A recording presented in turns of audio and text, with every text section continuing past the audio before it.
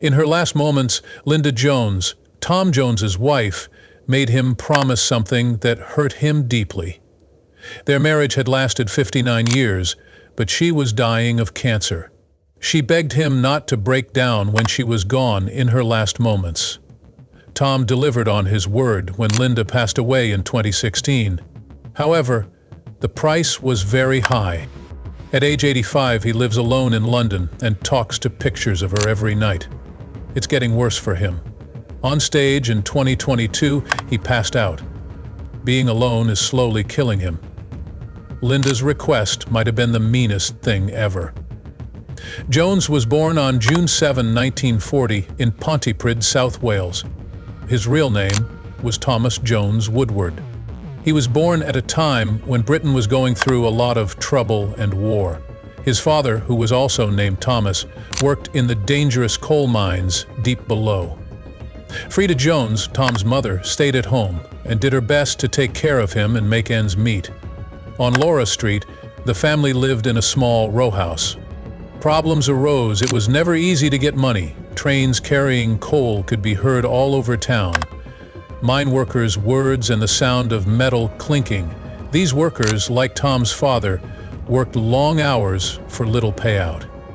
Although there was music in the streets of Pontypridd as well, a lot of Welsh bands and hymns were playing, and Tom fell in love with this music right away.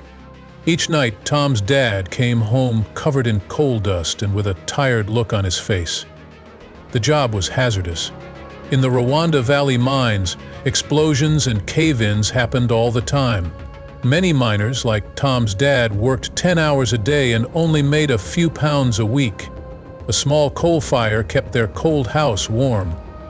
Tom wore older clothes that had been fixed up, and the family often had to make do with what little they had.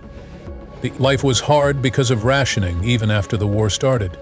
Foodstuffs like clothes, sugar, and meat were hard to find. But Tom saw how determined his dad was and how strong his mom was in a quiet way, and it made him want to make life better for them all one day. People were already interested in Tom's voice when he was 5 years old. Parents stopped to listen to him sing in the church band. Everywhere you looked, you could hear music coming from the church. Tom's mother always found a way to support his ability, even though she didn't have much. Little coins were saved to buy him records or bus rides so he could sing at events in the area. To Tom, being on stage was like going to a different world. For a short time, the music took him away from his poverty and problems. Early successes gave him the self-assurance he would need to take on the world. It was hard for Tom to go to school. He had dyslexia but wasn't told he had it at a time when people didn't understand these kinds of problems. It was hard for him to read and write. His teachers often thought he was lazy, which made him angry and lost. It was music that gave Tom hope at night. Blues and R&B from the United States played on the BBC. He thought he could hear Mahalia Jackson, Little Richard, and Elvis Presley talking right to him. It felt like a bigger, brighter world was waiting for them with their excitement and sound. As he listened carefully, he copied their way and slowly came up with his own voice. Even though people didn't always get him, music was his way of getting away and protecting him from the world. As Tom got older, he never tried to hide where he came from. His time working as a coal miner became a part of how people saw him. In the 1960s, when he first became famous, he was seen as the son of a miner who got rich through ability and hard work. That year, songs like "It's Not Unusual" made him famous. A lot of people liked that he stuck to his roots. Because he had been through a lot of hard times, his deep voice and strong stage presence felt real. And even after he became famous all over the world, Tom still talked a lot about his past. He told everyone that his success was due to the hard work of his family and the strength of his Welsh background. He was 12 years old when his life changed again. His illness was found to be tuberculosis in 1952. At the time, it was a very scary illness, especially in places like his where most of the people were poor. Isolation was ordered for Tom for 2 years. He couldn't go to school, play outside, or even hug his friends. because he was locked up in a small room in his house. Only 4 walls and a window remained in his smaller world. His neighbors didn't go near his house because they were afraid of the disease, and family members who brought him food wore masks and gloves. He had fevers, coughing fits, and fear that he might not make it every day. Tom could see beyond his window how people lived their lives without him. He could hear his friends laughing while they played football, but he couldn't join them. It felt like he was locked up in his own house. He felt hopeless and alone, but that made him want to live even more. He daydreamed about being a part of the world again. Music was the thing that helped him the most. He loved listening to American rock records for hours on end after his parents bought him a record player. It has blues and church music. He joined in, singing out loud and with a lot of feeling. His room was very quiet. He really found his voice and developed the fire that would one day thrill millions of people here. Cindy Trenchard was a bright spot in Tom's life during this dark time. The girl was from the area and would one day marry him. Linda walked by his house a lot. Excuse me, I'm going to smile or wave at him in the window. For Tom, those little things were very important. Their presence gave him hope and helped him feel less alone. They sometimes sent each other notes through family or friends. Beyond glass and distance, their love got stronger. He always had a hard time in school. He had dyslexia that no one knew about and found it hard to keep up. By the time he was 16, he was no longer interested in school. After that, he said that he cared more about girls and drinking than about school or tests. At age 16, he quit school without any credentials. The news shocked his folks. That being said, it seemed inevitable to everyone who knew him. He was naturally wild and loved the nightlife. He took any job he could find. On construction sites, he moved bricks. Selling vacuum cleaners, he went from door to door. Even though they were hard, they showed him what it was like to be poor. These experiences gave his later songs its raw, emotional power. As a teenager, he married Linda Trenchard in March 1957, when he was only 16 years old. Those were the days when being pregnant meant getting married no matter what. After a month, their boy Mark was born. Tom became a father at the age of 13, trying to support his family while most boys his age were still in school. It was very hard to breathe. People in their small Welsh town didn't like parents who weren't married. Now, Tom had to keep things going, and he did. He worked building during the day and glove factory shifts at night. His weekly pay was only £2. In addition, he worked at a paper mill and continued to sell door-to-door. But it was at night that he really came alive. In bars and working men's clubs, he sang. The money from these jobs helped purchase food, but they did more than that. They fed his soul. He got a taste of the life he wanted in the smoky rooms and loud crowds. Things began to shift in 1963. He joined the band Tommy Scott as their lead singer. Senators and representatives ascended on Thomas and Willett and fired an antagonist. Their old singer had left, so Tom filled in. Clubs in South Wales were rocking with the band. All of Tom's shows were memorable because of his strong voice and crazy energy. Jumping off the stage, he would get the crowd excited and give each song his all. They were famous in their own town, but it wasn't easy for them to get into London. There was a boss from London named Gordon Mills, who was from South Wales. He came to the club one night. Whenever he heard Tom's strong voice, he knew he had found something valuable, and Mills made a deal with Godfrey and Glastonbury, who were Tom's agents at the time. For 5% of Tom's future earnings, they agreed to give up their rights. This deal would lead to big court cases later on. Mills transferred Tom to London and changed his name to Tom Jones. The name came from a movie released in 1963, and it helped Tom get friends from all over the world. There was more going on than just changing a name. It was the beginning of a new time for the voice student. Tom's first big step into music almost went badly, though. His first song, Chills and Fever, came out in late 1964. There was no success at all. The music was lively. Even though Tom had a good voice, it didn't get through. It wasn't popular, and it didn't even make the charts. The failure hurt a lot. Tom did not have any money. To support the family, his wife Linda had to work in a factory. Toby was about to give up. He was lost and down on himself. Unfortunately, Gordon Mills wasn't ready to give up.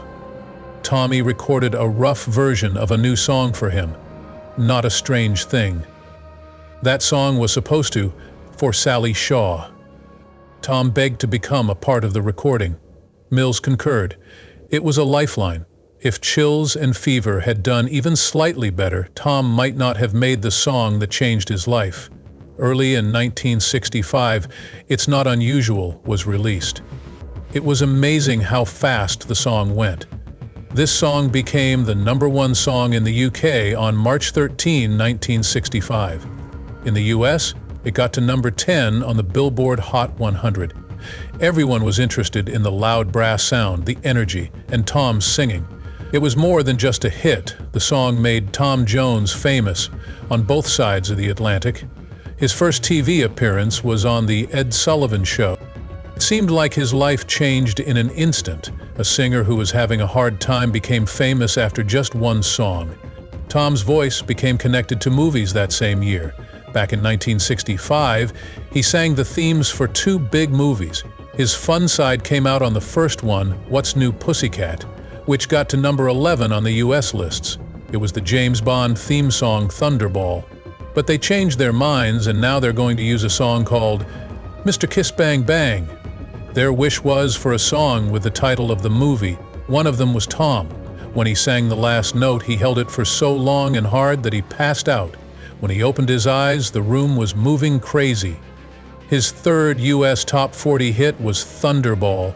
His strong, dramatic style made it one of the best Bond tunes ever. These songs made his name forever linked to the glitz and glitter of 1960s Hollywood. Toby Jones had done something that could not be done by the end of 1965. He had a famous voice during the British attack. Every week in Las Vegas, he made $100,000, 0 cents. These days, that's almost $1 million, 0 cents a week. At his crazy shows, women threw their underwear on stage. Many famous people, including Elvis Presley and Frank Sinatra, he met in Las Vegas. Both admired him. Tom showed that a bad boy from Wales could win over the world's entertainment city. Whatever was going on changed when Tom Jones came to Las Vegas in 1967. He started out at the Flamingo and quickly became the face of the crazy, flashy nights on the Strip. They were so popular by the late 1960s that he was making $100,000, 0 cents a week. That amount of money would be worth more than $500, 0 cents K today. Famous people like Elvis Presley and Frank Sinatra stood next to him. People waited for hours just to see him perform in the various settings. His time in Vegas ended in 2011, which is an amazing 44 years.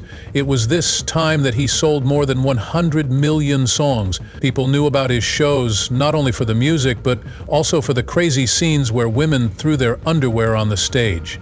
That shows how much he thrilled people. Jones didn't just sing, he also fascinated people. As he walked out, he would be drenched in sweat and wear tight leather pants and loose, open shirts. Shirts that were buttoned up to his belly were often unbuttoned. It was hard to guess what his leather pants were for. At a time when most stars still dressed simply, he shocked everyone. People were gasping for air when he danced with big hip thrusts. A few people called it animal magnetism. Some people said it was shameful. But it did work. Some women passed out, screamed, and fought to get close. Jones took a risk and made it possible for other male artists to be gay on stage. As of 1969, he was ready to go on TV. After 65 shows, his variety show, This Is Tom Jones, ended in 1971. It was a big hit in the US and UK. The show nominated him for a Golden Globe and had memorable duets with Ella Fitzgerald, Janis Joplin, Aretha Franklin, and Stevie Wonder. These were not your average TV shows. At those times, people of all ages and styles came together. His show was a hit because it had singing, comedy, and big-name stars. It made Jones famous all over the world, not just in Las Vegas. Jones amazed people on stage while also building a business empire. He invested in airplanes, slot machine businesses, and real estate. He stayed wealthy long after the party was over thanks to smart investments. He had $300 million by 2025. His shows in Las Vegas brought in about $25 million 0 cents by themselves. Mark Woodward, his son and manager, helped him keep getting richer. Jones showed that an entertainer could also really know how to run a business. He had more fire than anyone else on stage. His strong voice, moves that pushed his hips forward, and sweaty shows made many people think of Elvis Presley. Both stars often went to see the other. Elvis released the song Green after listening to Jones sing it. What stood out, though, was Tom's connection with his friends. Many women, from teens to grandmothers, were interested in him. Crazy things happened at his shows. It got so crowded on stage that security had to step in a lot of the time. Jones kept this excitement going for more than 40 years, but there were more and more problems going on behind the scenes. Jones said that he slept with about 250 groupies a year when he was at the height of his fame. A lot of different people every week. Linda, his 16-year-old bride, went through a lot of pain. The never-ending news stories and rumors broke her heart. She shut herself off from the world when she got sad. Later, Tom himself said that the way he treated her had left her hurt and sad. The results of one affair in 1973 were shocking. Jones dated the first American Miss World, Marjorie Wallace. Pictures of them kissing on a beach cost her the crown. It was almost her death. She lost her title, and she was engaged to Peter Revson. That story made her lose it, and she ended up taking too much medicine and ended up in the hospital. Another dark time came and went. Cassandra Peterson, who became Elvira, said that Jones was the worst person who ever made her lose her virginity. That was 17 years ago. She needed medical stitches because it hurt so much. She said she wished she had waited for Elvis in the end. Jones also had affairs with well-known women, such as Charlotte Laws and Mary Wilson of the Supremes. It was very shocking that he dated Wilson during a time when ties between people of different races were still seen as bad in many places. Wilson even stayed with him while he was on tour. Linda was in pain the whole time. She took to staying alone in their Los Angeles home. She stayed out of the public eye and rarely left the house.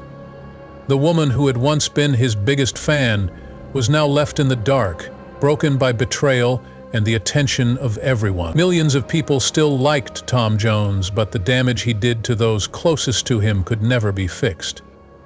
On October 27, 1987, Tom Jones, then 47 years old and very famous, started a tour of the U.S. that would change his life forever. While in New York City, he met Catherine Berkery, a 24-year-old model-to-be, at a bar. A random meeting turned into a 3-night stand at the Ritz-Carlton Hotel very quickly. Jones was married to Linda, the girl he fell in love with as a child, but it was well known that he liked to date other women. His former self said that he slept with up to 250 people a year at his busiest. After 3 months, Catherine found out she was pregnant. When she tried to get in touch with Jones's people, they didn't answer. Hey, that's show business. Complete the task. Her baby boy was born on June 27, 1988. His name is Jonathan. The fact that the child existed would become a scandal that followed Jones around for decades. Jones wouldn't say he was the father. It was denied for more than 20 years, and Catherine had to go to court in 1989 to get her rights back. It was a messy and public court case. Jones's lawyers said bad things about Catherine and tried to make her look like she was after money. The court said there should be a DNA test. 99.76% of the time, it proved that Jones was Jonathan's father. Justice Judith Sheindlin, who would later be known as Judge Judy, sided with Catherine. But Jones stayed away even after the truth was shown. Outside of their family, he didn't accept Jonathan as his son. Since almost 20 years ago, in 2008, when he finally told her the truth, he said it wasn't something he had planned and said Catherine had sex with him. Jones was told by the court to pay child support in 1989. Several news sources say it cost between $1,100.00 and $3,800.00 a month. He had to pay large amounts of money for hospital bills and lawyer fees as well. Part of the deal was paying for private school fees, the most expensive Ivy League schools. But the love of a father did not come with the money. Jones remained away. He never went to see Jonathan, dodged court dates, and didn't talk to him in person. During conversations, he typically said that he only had one child, Mark, who he had with Linda. Jonathan was very hurt by being turned down.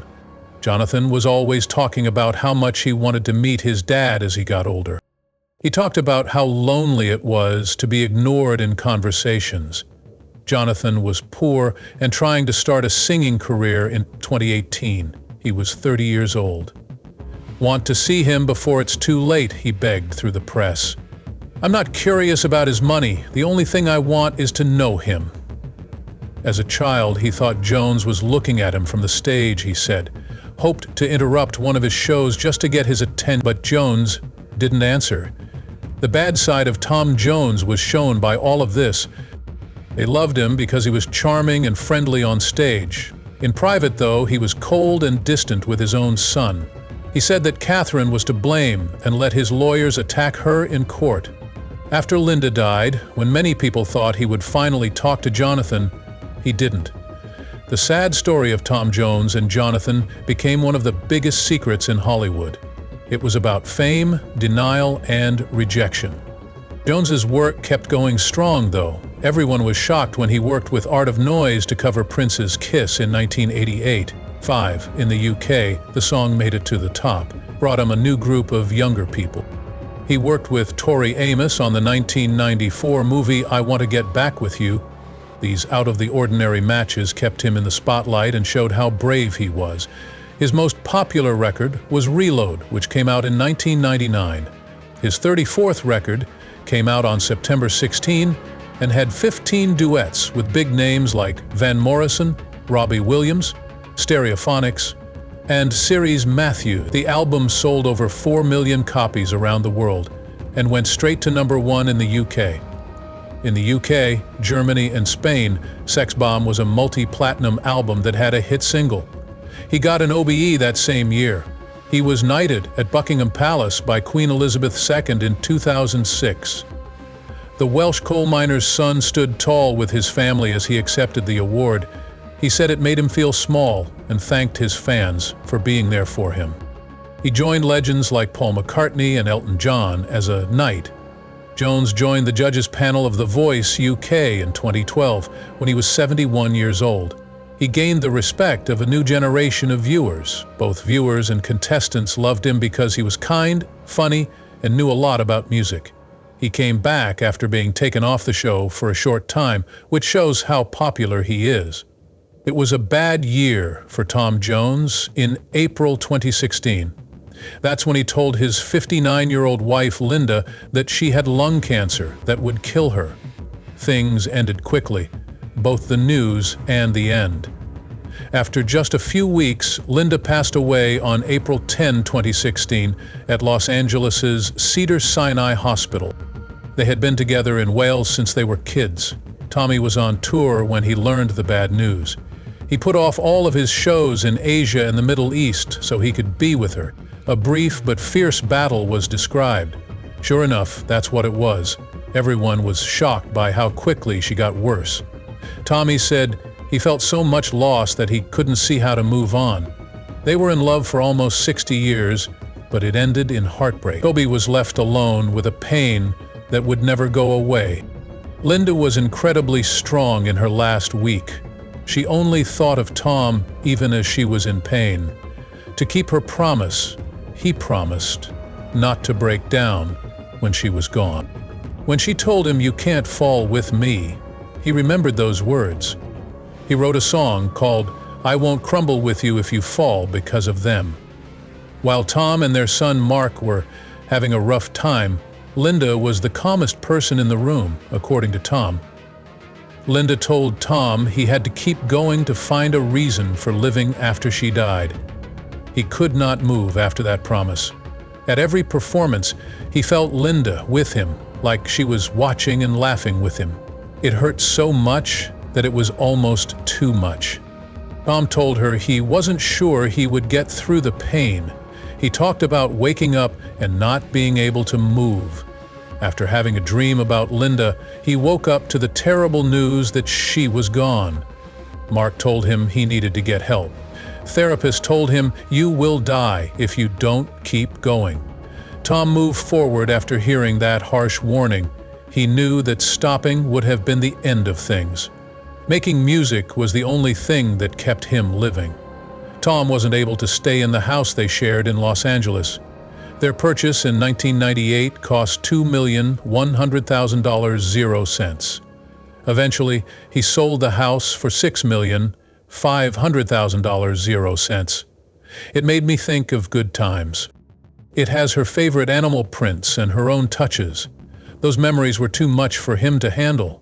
Since Linda had always wanted to go back to the UK, Tom sold the house, its furniture and all, and moved back there. It was a way to let go. Because they were so sad, both Tom and Mark went to therapy. During Linda's last days, they were called basket cases.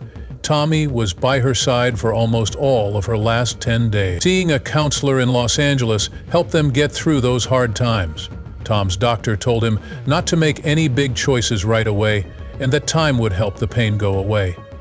Toby said that this help might not have given him the strength to keep his word to Linda. Tommy now lives by himself in London. This man is 85 years old. Every day, the silence in his room makes him think of Linda. He reported, "I hear her voice. My partner and I often see each other at night. He talks to her pictures. He didn't touch her clothes or perfumes for years. It's really lonely. Famous people and money can't fill the void Linda left behind." The same is true for Tom's health. His hips were replaced in 2017 and again in 2022. A lot of years of performance had worn her down. Now that he has canes, he often acts while sitting down. He passed out during a gig in Budapest in 2022, and he had to cancel some shows. Even though it's been very painful, he won't give up. It would kill him to take time off, he says. "When I die is the only time I'll travel." He played more than 50 shows in 2023 when he was 85 years old. Performing on stage brings him life. He feels alone again after the show, but he feels alive on stage. Tom feels bad about killing Linda. Sometimes he thinks he might have been able to save her. His time on the road makes him wonder if he left her too alone. He's even talked to psychics in the hopes of getting a word from her. He sounds like he's trying to get back to the life they had in every song he sings now. Each day, Tom fights his sadness, but he keeps singing. He has no other way to stay alive.